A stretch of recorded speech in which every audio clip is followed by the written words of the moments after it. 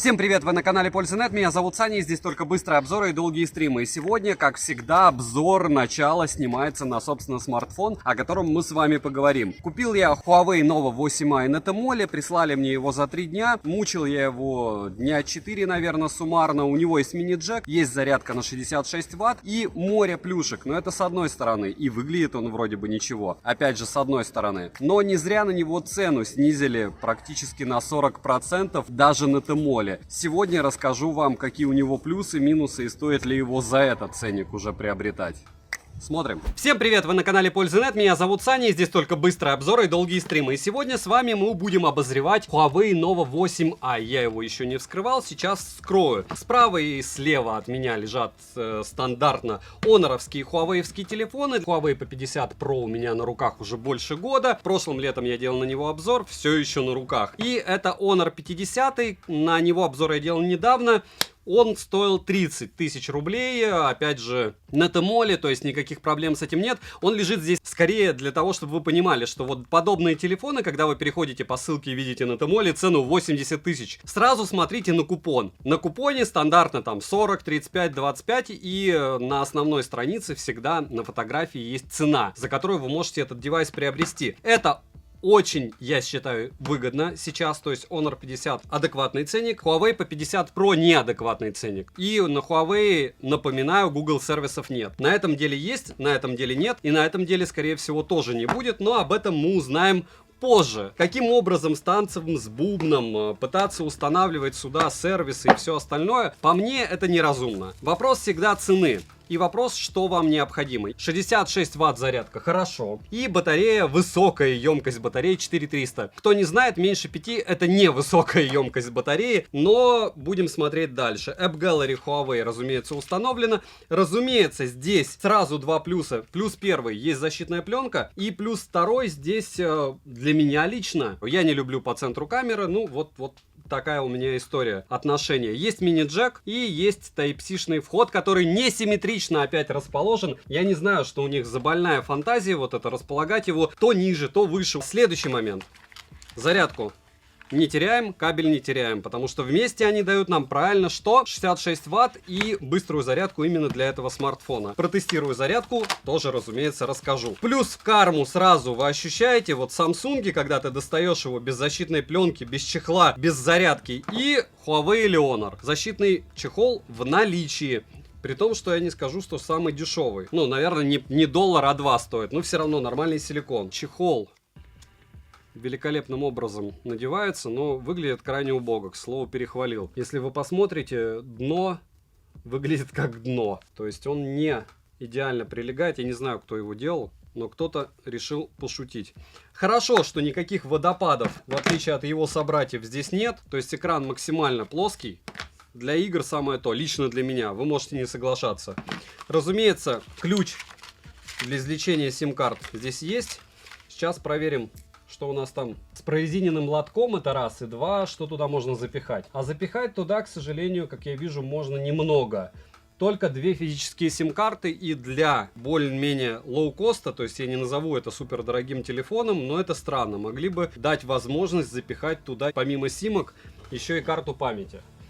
Проверяем вес. 193 грамма. К слову, Honor 50 177. У многих показывает 175. То есть он значительно тяжелее. А если посмотреть, вот он как выглядит в руке. И он не является клоном. Все они вот такие. Но этот клоном не является. За что ему огромный плюс. Хотя, с другой стороны, это клон чего? Правильно, Poco X3, Poco X3 Pro. Не будем о грустном. Русский язык, разумеется, из коробки. Единственное, осталось нам на данном этапе жизненного развития проверить размеры. Высота 161 мм, ширина почти 75 мм, 8,8 мм с блоком камер 10,5 мм. Ни много ни мало, телефон в руке лежит удобно, и даже без чехла я бы, к слову, его, наверное, носил бы. По всем остальным вопросам будем проверять Буду рассказывать. Смотрим. Розыгрыши море. Читаем описание, какие сейчас актуальны. Постоянно это 5 Mi Band в 6 серии разыгрывается за лайк, подписку и комментарий к любому видео. Не забывайте подписываться на телеграм-канал взаимопомощи. Нас почти 8000 человек. Подписывайтесь с колоколом. Перейдем же к смартфону. Полетели. Поставляется данный девайс в двух вариантах расцветки. Это лунное серебро и звездное небо. Дизайн походит на дизайн у смартфона Poco X3 Pro. Я думаю, вы понимаете чем. В целом неплохой, но точно на любителя. Точно не для меня. Тыльная часть выполнена из пластика, как и рамки. Сборка неплохая. В руке без чехла лежит удобно и не выскальзывает, но тыльная часть очень маркая. На корпусе расположена утопленная кнопка питания со встроенным сканером отпечатков пальцев, качели регулировки громкости, разъем для зарядки USB Type-C, что неудивительно, версии 2.0, потому что даже у флагманов в принципе выше и не ставят. Два микрофона, динамики, основной и разговорный. Звучание здесь, внимание, фейл, моно, что, конечно же, не радует. Вдобавок, я бы не сказал, что оно самое лучшее. Для своей стоимости плохое. Далее есть слот на 2 сим-карты и карту памяти, запихнуть сюда нельзя, что является фейлом. Опять же, в бюджетниках обычно можно запихать 2 симки и карту памяти, здесь нет. Мини-джек на борту, что хорошо, а вот ИК-порта нет. В Xiaomi считают он нужен, Huawei по сути нет. Официальную защиту от влаги не заявляли, но салазки прорезинены, что хорошо. Летим дальше. Смартфон оснащен дисплеем IPS на 6,67 дюйма с разрешением 2376 на 1080 точек. Full HD+. Матрица экрана абсолютно плоская, плотность пикселей 393 ppi. При прямом попадании света на экран яркости не хватает, что неудивительно, но в помещении яркости достаточно. Частота обновления экрана 60 Гц, это вам не Realme 8i и не Realme 9i. Я там, когда их сравнивал, на днях, буквально дня 3 назад, как вы помните, сравнивал 90 Гц и 120 Гц. К слову, смартфоны эти на 25% дешевле, но это лирика. Автояркость работает неплохо, адаптируется под освещение быстро. Под разными углами тон картинки практически не изменяется. Далее, мультитач хорошо берет только 9 пальцев. Разблокировать экран можно при помощи сканера отпечатков пальцев, внедренного в кнопку блокировки, и распознавания лица. Сканер отпечатков пальцев работает хорошо, но долго, и внести 2 отпечатка одного и того же пальца нельзя, что может и неплохо даже. Распознавание лица работает хорошо, тоже долго, но стабильно. Внести биометрические данные можно только одного лица, подбородок внизу экрана есть, вы его уже видели, не сказал бы, что он громадный. Экрану не хватает насыщенности и контрастности, также он слегка тускловатый. Летим дальше. Процессор Qualcomm Snapdragon 662 с техпроцессом 11 нанометров и 8 ядрами, где они их, интересно, раскопали. Не новенький он, максимальная частота которого 2 ГГц, графический процессор Adreno 610, скажем так, это уже за необходимым минимумом, чуть-чуть ниже. Интерфейс eMIUI 11 и Android 10 версии, что, конечно, не радует. Будем надеяться, что прилетит 11, Google сервисов на борту нет. Оперативная память LPDDR4X на 6 ГБ, внутренняя память, скорее всего, UFS 2.0, учитывая тесты, как он проходит, на 128 ГБ. Имеется поддержка двухдиапазонного Wi-Fi, нет поддержки 5G сетей, которая нам в перспективе и не понадобится, по сути, в ближайшие лет 10. А для 4G бенды 7 и 20 на борту, но вы сами знаете, что уже сказали, что, скорее всего, и он будет замедляться. Звучание при звонках хорошее, микрофоны отрабатывают неплохо, датчики приближения не подводили, но срабатывали также достаточно долго. Записи разговора возможности в стоке нет. Вибромоторчик слабенький и не настраиваемый, Bluetooth версии 5.0, что тоже странно, не особо по цене. 5.0 и 5.2 отличаются, могли бы что-то новое запихать. NFC поддерживается, что с одной стороны хорошо, а с другой стороны на данный момент не особо актуально, хотя MirPay пока нам в помощь. Я все равно с собой ношу и налички, и карты теперь, и думаю, как и вы. Из навигации на борту GPS от GPS GLONASS, Beidou и Galileo, емкость аккумулятора 4300 мАч,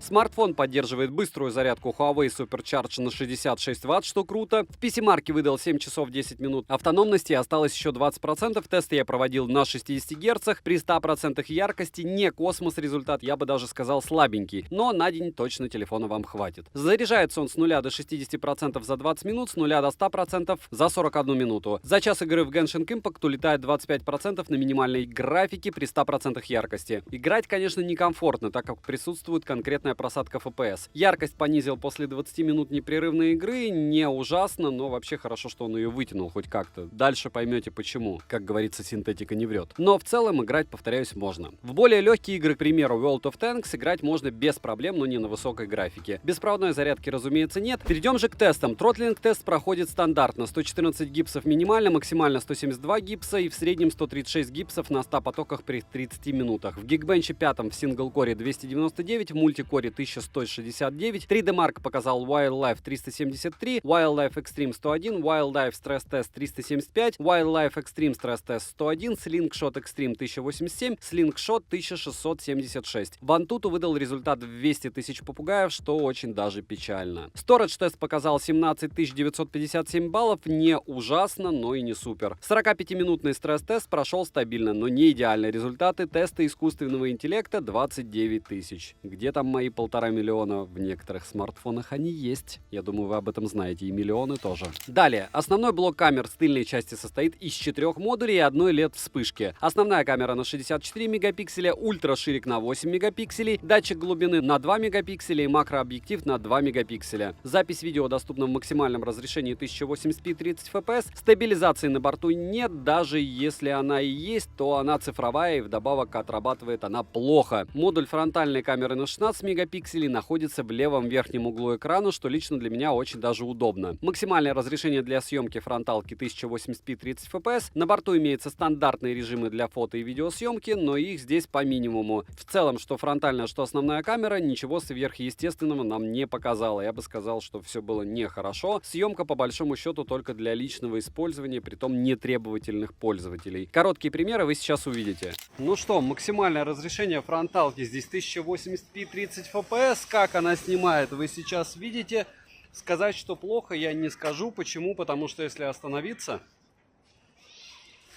понятно, что то, что позади меня, снимается не очень хорошо. Я вижу фризы с одной стороны, с другой стороны вижу, как меняется освещение. И я бы сказал, что не самое плохое, что я видел при съемке фронтальной камеры. Еще пока не так мало света, то есть это не день с одной стороны, как вы можете заметить. Нет, наверное, не можете, не ловит фронталочка. Нет возможности показать, что уже часть фонарей работает. Да. Нет, видно. И, разумеется, стандартно здесь во внутренней стоковой программе можно ставить на паузу, можно одновременно фотографировать. Стаб работает плохо. Как работают микрофоны, вы слышите. Микрофоны, разумеется, с самого смартфона, не с наушников идет съемка. Не знаю, по стабилизации проблема, а со всем остальным терпимо, учитывая стоимость смартфона. Вот по основной камере, мягко сказать, печаль. Почему? Потому что максимум 1080p 30 fps я надеялся хотя бы на 60. Стаб, в принципе, неплохо работает, но учитывая разрешение съемки, я бы сказал, что даже смысла особого в примерах нет. Давайте попробуем по автофокусу. Раз, два. Здесь процессор спокойно вывозит. Я говорю, я на их месте, конечно, разлочил бы 1080p 60 fps, но ладно, хотя бы фото неплохие. Сейчас сильный ветер, наверное, ничего не слышно. Скорее всего, задувает только он, но, опять же, вам виднее. Из интересного есть еще режим супер макро и, в принципе, все из супер полезного. То есть в стоке довольно скромно. По роллинг шаттеру я его не вижу, опять же, при съемке, наверное, есть минимальный. Но нужно смотреть уже будет не на телефоне, а на каком-нибудь ноутбуке, либо стационаре, когда буду монтировать, посмотрю. Очередной раз ночью улица, фонарь, аптека. Если серьезно, то, в принципе, фронтальная камера ночью снимает мыльно. Пиксель на пикселе идет подсветка. То есть я сейчас вижу себя в маленьком квадратике, а остальное экран подсвечивает мое лицо. Старается. Она здесь автоматическая. Даже вот с таким освещением, которого, в принципе, более чем достаточно, я вижу, что, как это называется, пластилиновое лицо. Но это не критично, с одной стороны, потому что вы будете лучше выглядеть, как минимум. Из интересного, пока тестирую данную камеру, что я могу рассказать, что новинок мало. Заказал Redmi 40S, заказал Redmi K50 Pro, вроде бы все выслали, и помимо этого всего на днях, возможно, это было уже до этого обзора, будет сравнение Realme 8i и Realme 9i. Это сказать больше, наверное, для проформы, потому что 8i значительно лучше. Ну, фронтальная камера ночью, поскольку просто запечатлеть себя где-то. Как доказательством запечатления вряд ли что-то будет. Почему? Потому что качество, ну так. Нет, ну в принципе можно, но лучше фото. И вот оно видео в супер неприятной локации. Ночью еще не все освещено. Максимум X8, мыло мыльное. Даже в принципе в X2 уже становится. По стабилизатору вы сами видите, что он такой себе.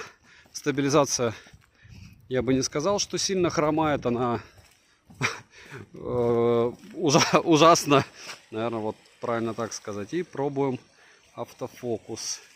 В этих условиях сможет ли он что-то из себя показать? Нет, не может, к сожалению. То есть почему-то гайка не ловится. А может быть хотя бы так? Нет. Отказывается работать автофокус почему-то. Хотя днем работал. Ну ладно. Будем дальше мучить смартфон. Любимая локация с бешеным количеством неоновых вывесок. Ночь, 2 часа. И да, люди все еще гуляют, но сегодня, напоминаю, суббота. Поэтому ничего удивительного, что ночью какие-то движения. Если снимать с двух рук, вот так работает стабилизатор. Я говорю, я еще раз повторяю, что да, пиксель на пикселе. Остановился. Остановился. Остановился. Видео на ультраширик слегка дергается, во всяком случае, в стоке. То, что я вижу. День довольно светло, фронтальная камера 1080p 30 fps. И на данном этапе жизненного развития я не назову эту камеру максимально плохой, с одной стороны, с другой стороны, я при съемке вижу постоянные фризы. То есть, если я остановлюсь, даже когда я становлюсь фриза, я вижу, что позади меня вы и так видите, точнее вы видите это довольно плохо. Стаб отрабатывает ужасно. И ну, большего я не ожидал, в принципе. Фотографии меня устраивают, хотя опять же относительно. То есть то, как он работает со светом, мне не нравится. Может, программно это дело и допилят, но я сомневаюсь, учитывая, что мощи в аппарате не хватает. Это такой почти лоу-кост. Надо было делать чуть-чуть дороже. Или чуть-чуть мощнее. Но опять же, это лично по мне. Как видите, фронталка днем меня снимает неплохо. Но все равно, говорю, Huawei и Honor это такие особые съемки всегда. Они чуть-чуть улучшают. И основная камера супер скромная 1080p 30 fps. Что я могу добавить от себя из того, что я сказал? Ну, допустим, если стоять, то даже когда стоишь, легкий мой тремор и от ветра тряска камеры не компенсируется. Но я во всяком случае не вижу этого. Я вижу, что он трясется. На ультраширик переключиться нельзя. Это съемка на ультраширик. И по поводу него можно сказать то же самое, как и по поводу основной камеры. Есть проблемы со стабилизацией огромнейшие. По мне есть проблемы со светом. Но цвет он более-менее правильно передает. Во всяком случае на смартфоне так кажется. Как оно будет в реальности, мы увидим потом. Во всяком случае в начале и в конце вы увидели максимум, что может этот телефон. В плане съемки, я считаю. А сейчас вы уже видите такие примеры из разряда, работают ли микрофоны в очень шумных условиях. А условия и правда очень шумные. Минусы: нет ЭК-порта, нет возможности расширить память, также не порадовал экран, и с комфортом в тяжелые игры не поиграешь, что в принципе неудивительно. Разумеется, нет Google сервисов, внешний вид, скажем так, скопипастен с Poco X3 Pro и космический ценник на старте продаж. Логично, что после того, как они его скинули, народ ринулся покупать на том же Тмоле. По ссылке в описании к видео вы можете посчитать комментарии. Люди люди счастливы, в отличие от меня. Цену можете посмотреть по ссылке в описании к видео. Если промокоды, смотрите в моем телеграм-канале, также по ссылке в прикрепленном комментарии. Постю там редко, но метко. Либо то, что уже тестировал, либо то, что считаю выгодным, либо промокоды, если они вдруг у нас появятся, если когда все драматичные события закончатся, я думаю, AliExpress сможет вкладываться в развитие и тоже будет давать промокоды. Пока ничего нет, но будем надеяться. Резюмировать я хочу довольно стандартно. Я бы не покупал этот телефон. Почему? Море просто, не знаю причин. В первую очередь это стоимость. За 20 тысяч рублей на Тмоле, по ссылке в описании к видео можете посмотреть отзывы. Люди в принципе довольны, потому что опять же изначально его вывели за 27 тысяч рублей, сейчас продают за 19. Выгодно, наверное, да. Но за эти 19 тысяч лучше заплатить 1000 меньше и купить Realme 8i, Realme 9i. Если купить, допустим, на китайском Али, то вообще 16600. И все это из вышеперечисленного, даже Realme 9i, который мне не особо нравится, будет лучше, чем этот смартфон. Опять же, все субъективно, но вот такое у меня мнение. Не забываем подписываться на телеграм-канал взаимопомощи, там почти 8000 человек. На телеграм-канал скидок, там 42 тысячи человек. И приходим на стримы, я буду их делать почаще, игровые, отвечать вам на всякие техно-вопросы, пока играю. Думаю, вам будет полезно. Последние 2 прошли ничего так. Единственное, я их потом закрыл, потому что много лишних вопросов. Напоминаю, на канале нет политики, хамства, мата и рекламы. Спасибо за просмотр. Девайсу однозначно нет. Добра и удачи вам, дорогие друзья.